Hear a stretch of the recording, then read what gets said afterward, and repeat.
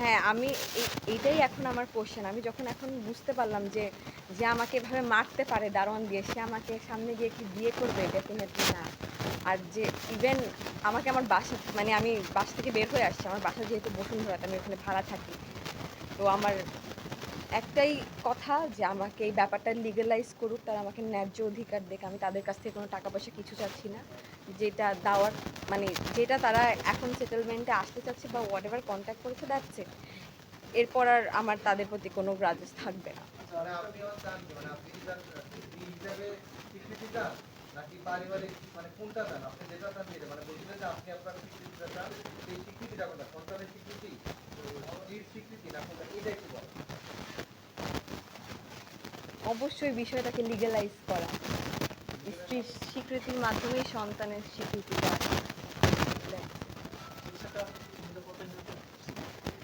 নিরাপত্তাহীনতায় তারা আমার সাথে অলরেডি কন্ট্যাক্ট করেছে। আমাকে মানে সিওরিটি দিয়েছে যে সামনে এরকম কিছু একটা হবে না, যেটা সত্যি কথা। সামনে সিওরিটি দিয়েছে যে এরকম কিছু হবে না, যে একটা আপোষে আসুক বা সেটেলমেন্টে আসুক। সেটেলমেন্ট একটাই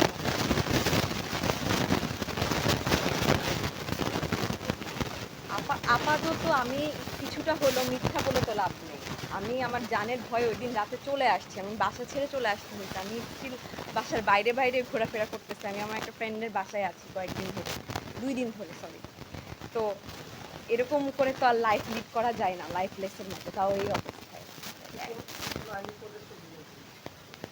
না, আমি এখন পর্যন্ত নেইনি। আমি নিব না, যেহেতু তারা বলেছে যে একটা সমঝোতার মধ্যে আসবে। আমি অপেক্ষা করছি। হবে।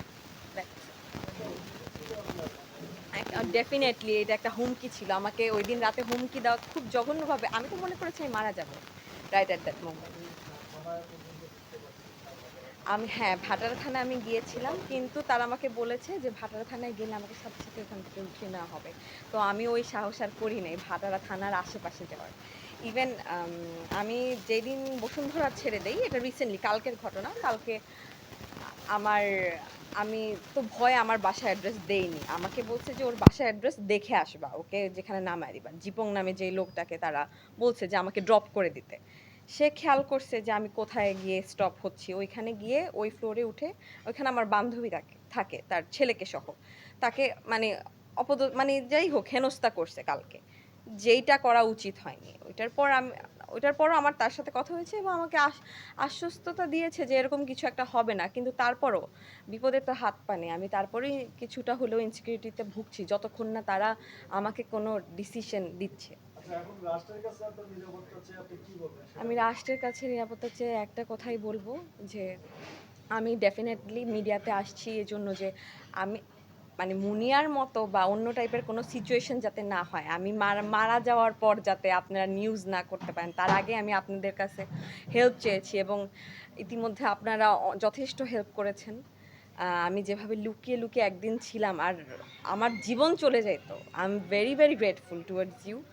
প্লাস হচ্ছে প্রেস ডাকার একটাই কারণ যে মানুষ যাতে জানে সব জায়গায়, কজ এটা তো শুধু লাইভে এসেছে, কোনো চ্যানেলে তো আসেনি। এরপর থেকে যাতে আমার একটাই ইচ্ছা যে আমি এটা ন্যায্য অধিকার পাই, আমাকে যাতে এই বিষয়টা যাতে পুরাটাই লিগ্যালাইজ করা হয়। That's it. জি। মানে এই ঘটনার সূত্রপাত হ্যাঁ। যদি জানতে চাই, মানে আপনার সাথে তানভীর সাহেবের পরিচয়